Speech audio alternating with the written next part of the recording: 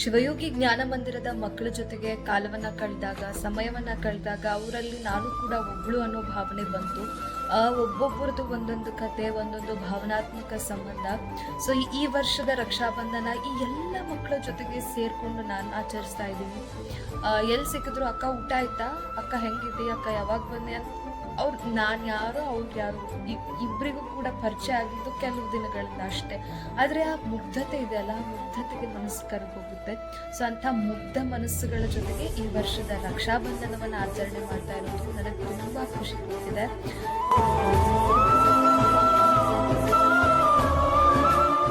ವಿಶೇಷವಾಗಿ ಆ ಎಲ್ಲ ರಾಖಿಗಳನ್ನು ವರಮಹಾಲಕ್ಷ್ಮಿಯ ಹಬ್ಬದ ದಿನದಂದು ತಾಯಿಯ ಚರಣಗಳಲ್ಲಿಟ್ಟು ಅದನ್ನು ವಿಶೇಷವಾಗಿ ಪೂಜೆಯನ್ನು ಮಾಡಿಸಿ ನಾವು ರಾತ್ರಿಯೆಲ್ಲ ಆ ರಾಖಿಗಳನ್ನು ಮಾಡಿ ಬಹಳ ಪ್ರೀತಿಯಿಂದ ಮಾಡಿರುವಂಥ ರಾಖಿಗಳು.